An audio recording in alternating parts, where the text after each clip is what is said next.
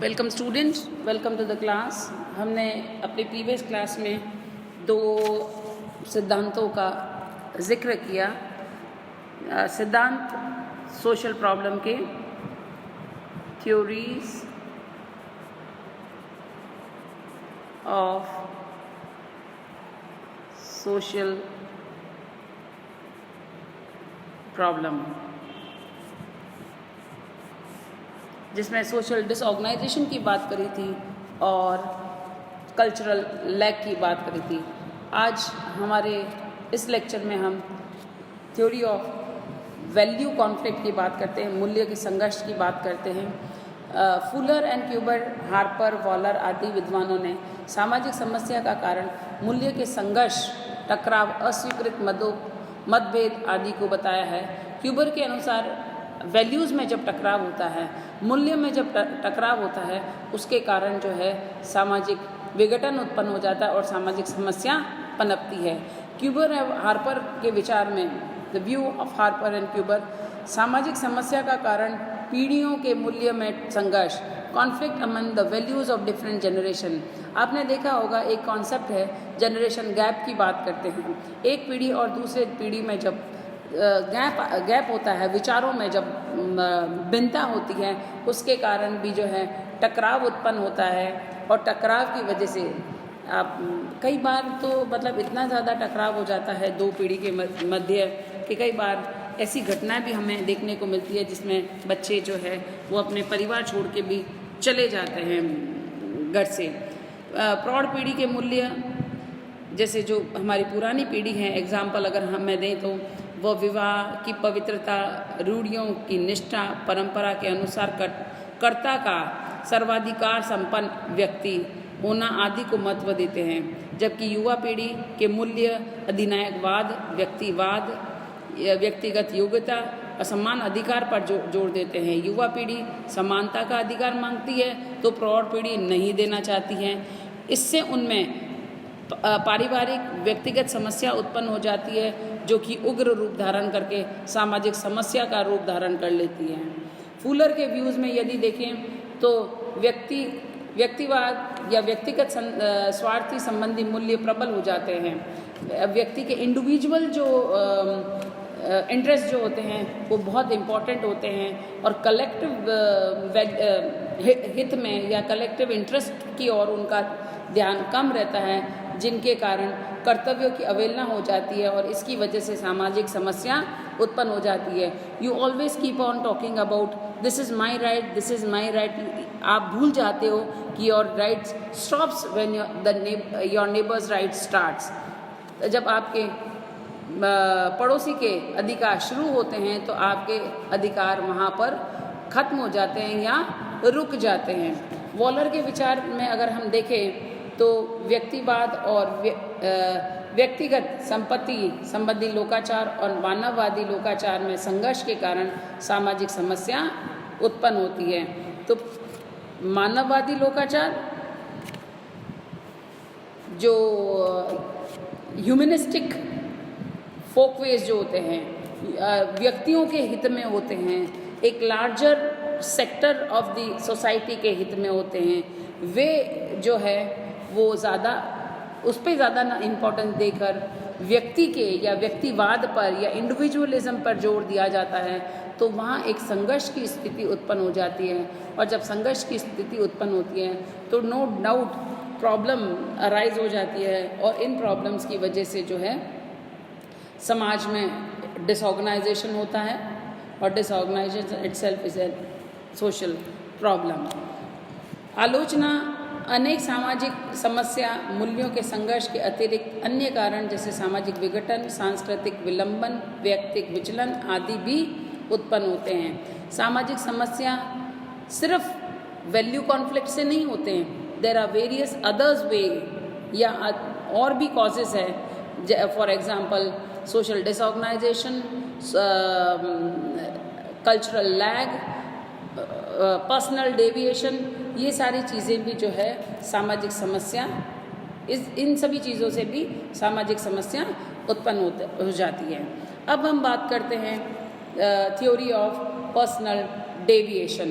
Personal deviation, जैसे मैंने आपको फर्स्ट ईयर में जब पढ़ा रही थी तो मैं आपको सोशल कंट्रोल की बात कर रही थी, और कंट्रोल पे मैंने आपको इनफॉर्मल कंट्रोल पे सब जोर दिया था या बताया था कि कैसे किस प्रकार से कोई कानून नहीं है बट सोसाइटी जो है एक किस तरीके से जो है एक अंकुश लगा के रखती है ताकि व्यक्ति जो है समाज की वैल्यूज़ के अनुसार अपने लक्ष्य, अपने टारगेट्स, अपने ऑब्जेक्टिव्स को रखे, और जो सोसाइटी ने जिन मीन्स को सैंक्शन दी है, जिन साधनों को स्वीकृति दी है, उन्हीं साधनों का प्रयोग करते हुए अपने लक्ष्य तक पहुँचे।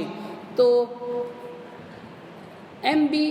क्लेनार्ड ने सामाजिक समस्याओं के व्यक्तिक विचलन के सिद्धांत को प्रतिपादित किया। सामाजिक समस्या विचलित व्यवहार के कारण उत्पन्न होती है। सामाजिक समस्या किस कारण होती है? विचलित व्यवहारों के कारण। और विचलित व्यवहार को 4 रूपों में देखा जा सकता है। पहला, समाज तथा संस्कृति द्वारा स्वीकृत, वांछित और आदर्श प्रकार का होता है। समाज और संस्कृति द्वारा स्वीकृत, सोसाइटी एंड कल्चर द्वारा sanctioned and desired ideal type. समाज आपसे इस प्रकार के व्यवहार की अपेक्षा करता है।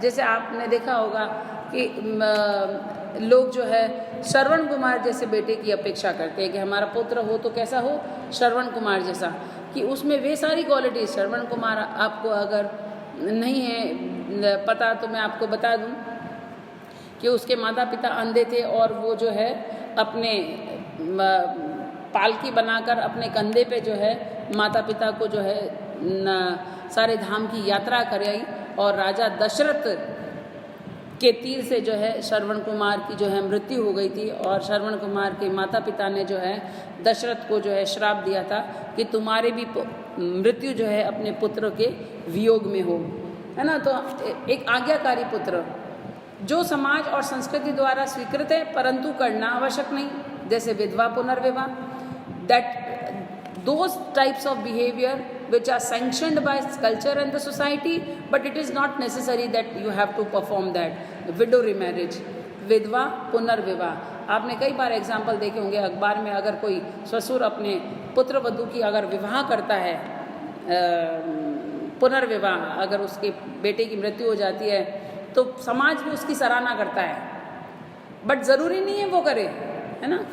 फिर है जो समाज और संस्कृति के द्वारा नहीं वांछित है लेकिन ऐसा व्यवहार कोई करता नहीं है, नहीं भी करता है तो समाज के सदस्य उसे सहन कर लेते हैं। जैसे फॉर एग्जांपल हमारे यहाँ इंडियन कल्चर है कि अपने फादर इन लॉ के सामने डॉटर इन लॉज जो होती है, पुत्रवधू जो होती है, सर ढकती है जस्ट टू रेस्पेक्ट इन, और it is a type of एक स्टेटस सिंबल है जिससे ससुर जो को आप रेस्पेक्ट देते हो। अगर कोई नहीं भी करे तो ज़रूरी नहीं है, तो ठीक है नहीं करते हैं, बट करते हैं तो उसको हम अच्छा मानते हैं। जो समाज तथा संस्कृति द्वारा अस्वीकृत और वर्जित, जैसे चोरी करना, डाका डालना, समाज सोसाइटी एंड कल्चर जो है उसको अस्वीकृत भी करता है और उसको वॉयलेट भी करता है, वर्जित भी है, एक्सेप्टेबल नहीं है। अगर आप चोरी करते हो, डाका डालते हो तो सोसाइटी उसको एक्सेप्ट नहीं करता है। Theory of social deviant and anomie, ये पर्सनल डेविएशन की बात थी। अब हम बात करते हैं थ्योरी ऑफ सोशल डेविएशन या एनोमी। जैसे पर्सनल डेविएशन था सामाजिक विघटन था, व्यक्तिगत विचलन के साथ साथ सामाजिक विचलन तथा मानक शून्यता की बात करते हैं, डेविएशन की बात करते हैं। तो यहाँ हम देखते हैं कि इसके प्रोपाउंडर जो है वो R.K. मर्टन, और उन्होंने अपनी पुस्तक social theory and social structure में ये article social structure and anomie लिखा, और दुर्किम ने अपनी theory suicide and division of labour में इसका उल्लेख किया। मर्टन ने समाज में सामाजिक सांस्कृतिक संरचनाओं के प्रकार्य से उत्पन्न हुए विचलित व्यवहारों की समाजशास्त्रीय व्याख्या करके सामाजिक विचलन सिद्धांत प्रतिपादित किया। मानक शून्य की स्थिति पैदा होती है जब समाज के सदस्य सांस्कृतिक लक्ष्य और संस्थागत साधनों का त्याग करके सांस्कृतिक और समाज विरोधी लक्ष्य और साधनों का चयन करते हैं, जिससे समाज संरचना विघटित हो जाती है और सामाजिक एकता पूर्ण रूप से सामाजिक संतुलन, संगठन और एकीकरण की स्थिति, जो मानक शून्यता, तनाव, असुरक्षा, विघटन, मानदंडों के लोभ और पूर्ण विचलन की स्थिति होती है।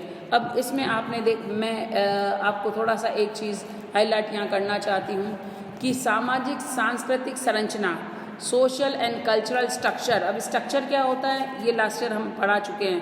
फंक्शन, हर एक स्ट्रक्चर का अपना एक फंक्शन होता है ना। तो संरचना के कार्य से उत्पन्न हुए विचलित व्यवहार, तो जो सोशल एंड कल्चरल स्ट्रक्चर है, उन स्ट्रक्चर के फंक्शंस की वजह से व्यक्तियों के मध्य जो है विचलित व्यवहार, व्यक्ति उसको नहीं मानता है और विचलन हो जाता है, मतलब वह उस पथ को नहीं मानता है, जो स्टैंडर्ड नॉर्म्स है उसको नहीं मानता है ना। और जब नहीं मानता है तो ऑब्वियस है तनाव होता है, असुरक्षा होता है, विघटन होता है, मानदंडों का लोप होता है और विचलित व्यवहार जो है वह विघटन को बढ़ावा देती है। और जब विचलित व्यवहार विघटन को बढ़ावा देती है तो सामाजिक समस्या होती है। इसको हम थोड़ा सा और डिटेल में हमारी जो नेक्स्ट क्लास है उसमें डिस्कस करेंगे कि स्ट्रक्चर और फंक्शन, जो भी स्ट्रक्चर होते हैं और जो सोसाइटी में उन स्ट्रक्चर का अपना एक फंक्शन होता है और उन फंक्शन का जो मेन काम जो होता है वह समाज में कन्फर्मिटी बनाता है, क्योंकि बिना कन्फर्मिटी के समाज चल नहीं सकता है। और जब कन्फर्मिटी नहीं होगी तो ऑब्वियस है डिसऑर्गेनाइजेशन हो जाएगा। सांस्कृतिक लक्ष्य को स्वीकार करे या न करे, ये व्यक्ति के सामने दो विकल्प होते हैं। और संस्थागत साधनों को स्वीकार करे अथवा अस्वीकार करे, ये भी व्यक्ति अपनी इच्छा के अनुसार करता है। बट जब व्यक्ति के पे जब अंकुश नहीं होता है, वो अंकुश या हम ये कहें कंट्रोल नहीं होता है, मानक नॉर्म्स और स्टैंडर्ड्स ऑफ सोसाइटी होता है, उसको फॉलो नहीं करता है, तो डिसऑर्गेनाइजेशन की स्थिति आती है। Will continue this in our next lecture. Thank you.